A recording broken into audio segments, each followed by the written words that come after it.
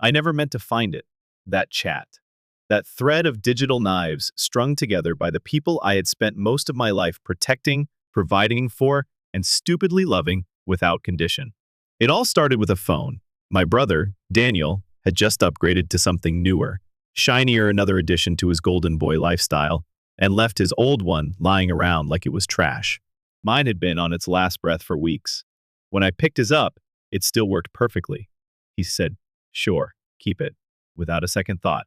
That's how little it meant to him. That night, I was lying in bed, scrolling through settings, trying to figure out how to reset the thing when a ping popped up.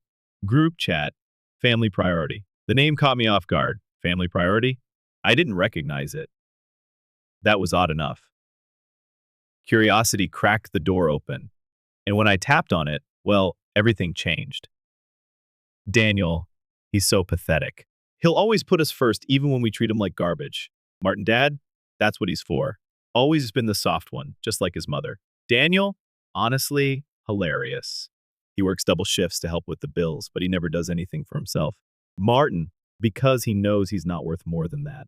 Daniel, we should see if he'll give up his savings to help with my wedding. Martin, let's test that. My fingers froze over the screen. My chest tightened. The words blurred as my eyes stung, half with tears, half with fury. They were laughing at me, not just behind my back, but in a space I was never meant to see. A group chat, family priority, where I was the punchline, the object of mockery, a walking wallet and emotional sponge. I thought back to the nights I stayed late at the garage to finish extra shifts so Dad wouldn't fall behind on mortgage payments. The times I gave Daniel cash with no strings, because he just needed a little help. Every dinner I cooked when Dad was too tired. Every grocery run, every bill quietly covered. Every time I swallowed my own needs so they wouldn't feel the weight. And all along, they thought I was pathetic for it. That night, I didn't sleep. I stared at the screen until my jaw ached from clenching and my eyes burned from blinking. Then I did what I always do. I got up early, made breakfast, went to work, smiled when Daniel texted about wedding venues. But something in me had cracked. Not loudly, not dramatically, just finally. A few days later, Daniel came home practically buzzing. "Dude, I found the perfect venue," he said, flopping onto the couch with the grace of a self-absorbed prince. "It's a bit pricey, but you wouldn't mind chipping in, right?" I didn't say anything. He kept going. "It'll be so worth it. Once-in-a-lifetime thing. Plus, Dad thinks it's fair. I mean, you're not even using your savings for anything important, right?" Martin chimed in from the kitchen like it was scripted. "Your brother's wedding takes priority right now. Ethan, you can go back to school later." I smiled, not because I agreed, because I finally understood. They weren't asking me. They were expecting me to say yes. And that was when I knew. They had no idea what was coming. That night, I transferred every cent from my college fund into a private account with a new bank, changed passwords, created backups, documented everything. Then I sat down at the small desk in my room and opened a spreadsheet. Exit plan, confidential, that was the title. I wrote down 3 words at the top of the page. They don't know. They didn't know I had seen the messages. They didn't know I was done. They didn't know I had finally decided to live a life that didn't orbit around them. Over the next few days, I smiled more than usual. I helped Dad fix the sink. I listened to Daniel ramble about tuxedos and catering, all while selling off anything of mine. They wouldn't miss tools, old video gear, a watch I barely wore. I packed a suitcase and stashed it behind the spare tire in the garage. Every dollar I made went into that account. Every step I took was calculated. I wasn't angry anymore. I was preparing.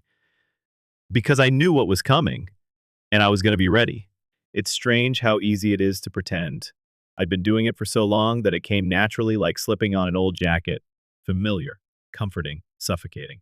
So for the next 2 weeks, I became the version of myself they liked best. Helpful, quiet, willing. I cooked dinner without being asked. Covered Dad's overdue utility bill. Listened to Daniel rant about centerpieces and matching fonts for wedding invitations. I even smiled when he passed me an invoice with my name penciled in at the bottom like I was a line item in his wedding budget. All the while, I kept checking things off my list behind the scenes. Sold my old laptop. Picked up a freelance gig fixing circuit panels for a guy opening a cafe in the next town over. Every extra dollar went straight into the new account. Every spare moment went into planning. I'd become so good at disappearing that they never noticed what I was really doing. And that made me angry. Not in the loud, dramatic way they expect from people who snap. This was quiet anger, the kind that settles in your bones and makes everything clear. I wasn't going to shout or cry. I was going to leave. The tipping point came faster than I expected. One Thursday evening, Daniel stormed into my room, waving his phone like it had personally insulted him. "They haven't gotten the payment for the venue," he snapped. "You said you'd take care of it." I sat up from my desk, keeping my expression blank. "I thought I did." "You didn't," he barked. "Dad just called the place. They said no payment received." As if on cue, Martin appeared in the doorway, arms crossed like a prison guard. "We need that money, Ethan, now. This isn't about you." That sentence hit harder than they thought it would. This isn't about you. Of course it wasn't. It never had been. I stood up, slowly. Something in me had shifted. "I don't have the money anymore," I said calmly. Daniel blinked. "What do you mean?" "I used it," I replied. "For what?" "For me." Silence. For the first time in my life, I watched panic flicker across both their faces. Real, honest panic, not because they cared about me, but because they realized they were losing something they had always counted on: control. Martin stepped into the room, his voice sharp. "That money was for the family." I let out a dry laugh. "No, it was for Daniel." Their silence was answer enough. I didn't raise my voice. I didn't cry. I just let the moment hang. And then I turned back to my desk and zipped up the small backpack that had been waiting there for a week, packed and ready, camouflaged by a pile of laundry. "Where are you going?" Daniel asked, suddenly breathless. "I got a job," I said simply, "in a different city, starting Monday." Martin's jaw tensed. "You don't have anywhere to go." "Yes, I do," I replied. "I've had somewhere for weeks. You just never asked." Daniel's voice cracked. "How could you do this to me?" I looked him dead in the eye. "You mean, how could I stop doing everything for you?" He didn't answer. He didn't have one. Martin tried again, this time with a touch of desperation I wasn't used to hearing in his voice. "Think about what you're throwing away." I didn't even turn around. "I'm not throwing anything away. I'm finally keeping something for myself." And with that, I walked out. They didn't follow me. Maybe they didn't believe I'd actually leave. Maybe they thought I'd come back once I cooled off. They had no idea that I'd already left weeks ago, emotionally, mentally, practically. Now it was just the physical part. My new apartment was small. One bedroom, one crooked window, and an oven that made a strange clicking sound when you turned it on. But it was mine. No yelling. No guilt. No debt I didn't sign up for. The first night there, I bought groceries just for me. I picked out the good bread, the decent coffee, the soft blanket that I would have passed up 6 months ago because someone else needed the money more. I didn't even flinch when the total rang up higher than usual. I went home, I made a sandwich, I sat in silence, and for the first time in my life, I felt peace. A week later, my coworkers invited me out after a shift. Just drinks at a little place down the street. I almost said no out of habit. The version of me they used to know would have made an excuse, offered to cover someone's shift, put someone else first. But I went, I laughed, I didn't check my phone. Nobody there needed anything from me. They just liked having me around. I didn't realize how badly I needed that. I hadn't spoken to Daniel or Martin in 2 weeks. And then, one night, my phone buzzed. A message from Daniel. "I can't believe you're doing this to us." To me. "Don't you care about your family?" I stared at it for a while. He wasn't apologizing. He wasn't owning anything. He was trying to pull the same lever he'd always used. Guilt. I sat with the feeling. Then I did something I never thought I would. I blocked him. I blocked Martin too. Every number they might use. Every app.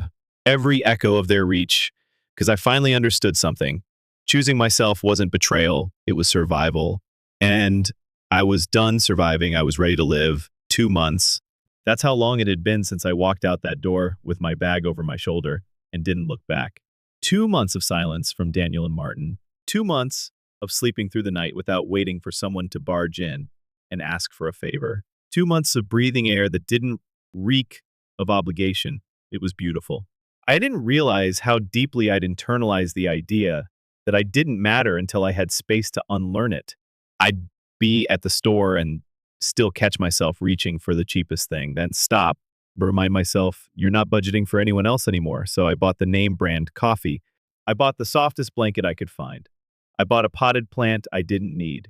And every time I made those little decisions, I felt stronger, like I was reclaiming tiny pieces of myself I hadn't realized were missing. Work was steady. It wasn't glamorous wiring, system setups, late night repairs, but it was honest. And it was mine. My coworkers were the kind of people who offered help without expecting anything in return. One of them, Zoe, invited me out with a group from work after a long Friday shift. I hesitated at first, that old reflex kicking in, you don't belong here. But I went. We sat at a beachside burger place, the kind with string lights and greasy paper menus, and talked about music, terrible bosses, and the weirdest places we'd ever fixed a server rack. They didn't know anything about my past. They weren't interested in who I had been back in that cramped house with Daniel and Martin. They only cared about who I was now. And that was enough. Then came the texts from extended family. At first, just whispers. Your dad's been really quiet lately. Daniel's wedding got canceled. He's been a wreck. I ignored them. Then came the guilt trips. They're your family, Ethan. They're struggling without you. Struggling because of me? No. They were struggling because they had built a world where I was the unpaid labor holding everything up, and when I stepped away, the whole thing collapsed. That wasn't abandonment. That was consequence. One night, I got a message from Kayla, my cousin. She was always kind to me growing up, but kept her distance. She never got involved in the messy dynamics, never challenged her parents or mine. But this message was different. I heard what happened. I just want you to know. I'm proud of you. They never deserved what you gave. I stared at it for a while, my chest tightening in a way that felt new. Some part of me had assumed no one saw, that I was invisible, not just to my immediate family, but to everyone. But she saw me. And for the first time, the tears that came weren't bitter. They were relief. Then the email arrived from Martin. No subject line, no greeting, no grace. Hope you're happy. You've ruined this family. I read it once. Then again, I didn't reply because I knew something now that I hadn't known before. I wasn't the one who broke it. They had been breaking it for years slowly, callously, piece by piece. I was just the first one who stopped pretending it wasn't already in ruins. So I archived the email and moved on with my day. In the months that followed, I flourished. I got promoted. I stopped apologizing before speaking in meetings. I made friends who liked me, not because I was convenient or useful, but because they actually enjoyed me. I found joy in things I'd never allowed myself before: nights at the pier, late breakfasts, quiet walks by the water. I was rebuilding something fragile and incredible, a life where I mattered. And just when I started to believe I might never hear from them again, it happened. I was walking into a cafe on a rainy Saturday morning when I heard it. Oh my God. I looked up. Daniel. He looked older. Not in the way time ages a face, but in the way stress wears down someone who's never had to fend for himself. His shirt was wrinkled, his hair unkempt. His smile, if you could call it, that was the shaky kind you wear when you're hoping a familiar face will forget everything. For a second, my old instincts kicked in. I almost asked if he was okay. Almost. But then I remembered he wasn't my responsibility anymore. He opened his mouth, as if to say something, anything. But I just nodded to the barista, placed my order, and turned my back to him. He stood there, waiting, maybe for forgiveness, maybe for rescue. I gave him neither, because for years, I had been invisible in my own life. Now it was his turn. I left the cafe with my drink in hand, the rain soft against my jacket. I didn't feel guilt. I didn't feel triumph. I just felt nothing. And that nothing, it felt like peace. 3 days after I saw Daniel at the cafe, I heard the knock. Firm, repetitive, sharp. It wasn't a neighbor, or a package, or someone selling services I didn't need. I didn't have to check the peephole. I knew who it was. Martin, my father. For a second, I considered ignoring it. Let him stand there in the cold, the same way I'd stood in the emotional cold of that house for years, silent, compliant, invisible. But I didn't want avoidance. I wanted finality. So I opened the door. He was wearing that coat, I remembered, dark gray, stiff at the shoulders, made for command. His face hadn't changed. Neither had his eyes. But this time, mine had. You look well, he said. The words weren't kind. They were accusatory.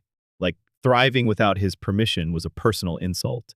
I leaned against the doorframe. What do you want? His jaw tightened. Can I come in? No. He flinched just a little, but it was enough to satisfy something deep in me. I had never told him no before. He cleared his throat, looking away. Fine, we'll talk here. I crossed my arms. Um, uh, Start talking. He shifted his weight, as if what he was about to say required physical effort. I know you've been avoiding us. No, I replied. I've been protecting myself, Martin scoffed. This is childish, Ethan. There it was. The old tone. The one that tried to shrink me with just 5 syllables. I didn't budge. Walking away from the people who used me isn't childish. It's survival. We're family, he said, like it was a magic spell. We don't abandon each other. I tilted my head. Is that what you call what you did to me? He looked startled. Good. You abandoned me a long time ago, I said, voice even. The only difference now is I stopped pretending you didn't. He opened his mouth, but nothing came out. For the first time in my life, I watched my father search for words and fail. I let the silence sit between us. I wanted him to feel it. The discomfort, the weight of no longer being in control. Then, finally, he said it. Daniel's struggling. I didn't reply. He's not the same since the wedding plans fell apart. You left everything in chaos. You blindsided us. You mean I stopped being your unpaid planner, therapist, and wallet? I asked, letting the sarcasm crack through. Yeah, that must have been rough. Martin didn't laugh. He looked at me like I'd betrayed something sacred. You're his brother. No, I said. I was his convenience. You can't seriously mean that. I held his gaze. I do. I meant it when I packed my bags.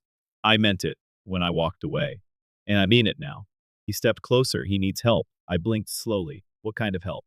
His eyes faltered. Financial. I almost laughed. Of course.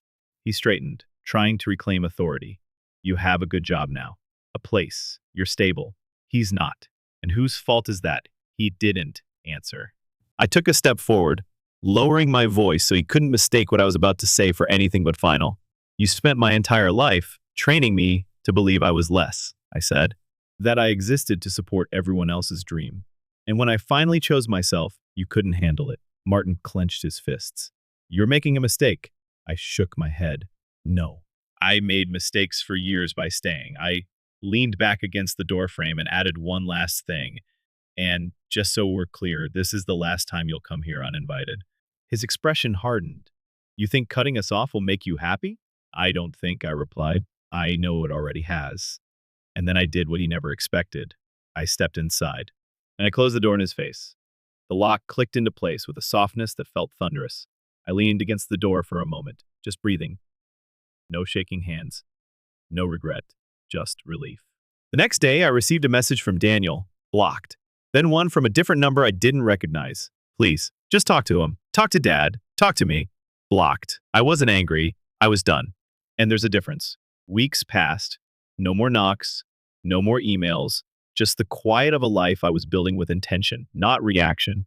I started volunteering at a weekend tech club.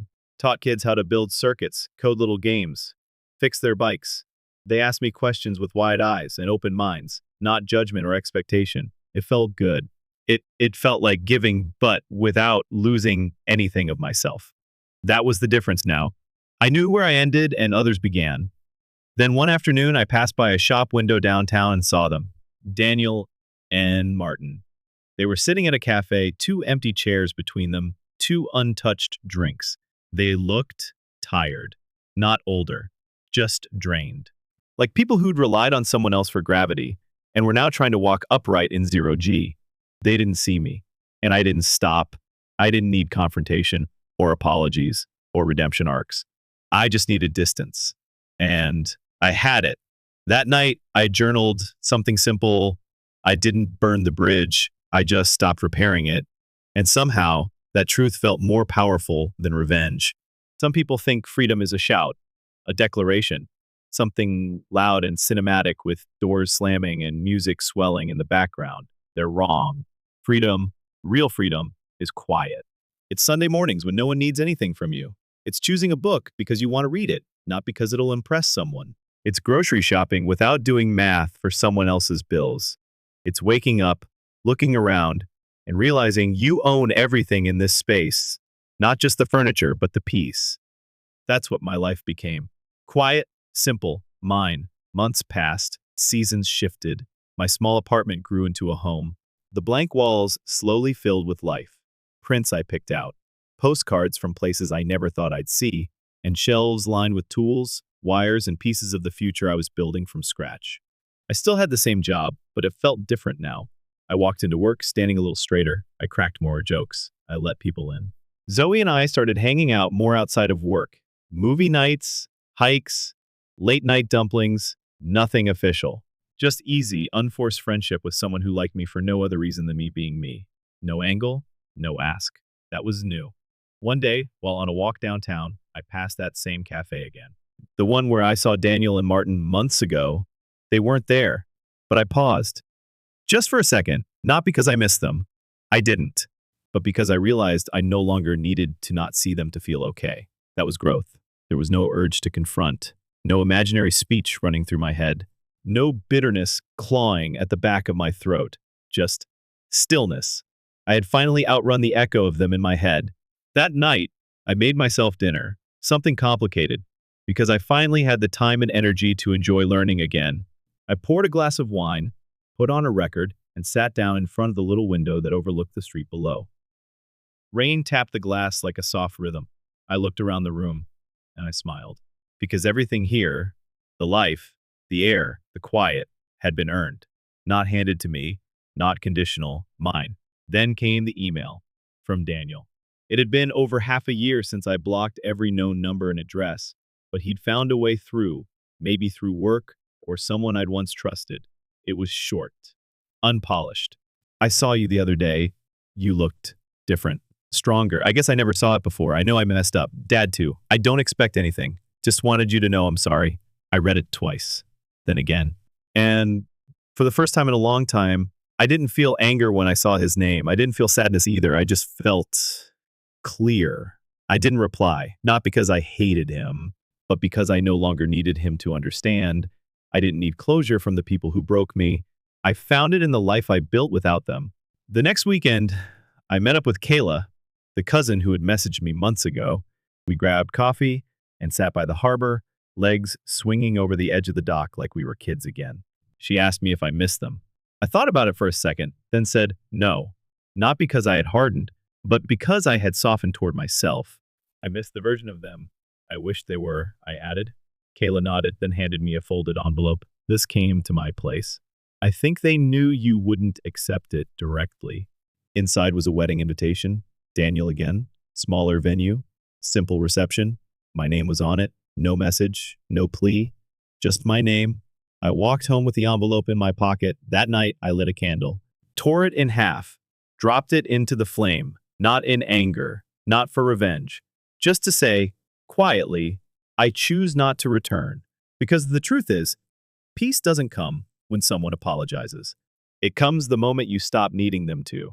It comes when you stop explaining your worth to people who never tried to understand it in the first place. It comes when you realize you are not broken for leaving. You are whole because you did. So no, my freedom wasn't loud. It was silent and steady. It was the sound of my own heartbeat when no one else was pulling its strings. It was the first breath of a new life where I wasn't responsible for anyone else's happiness. It was this, sitting on my couch, cup of coffee in hand, legs tucked under a blanket I bought for myself. No drama, no noise, just me, free.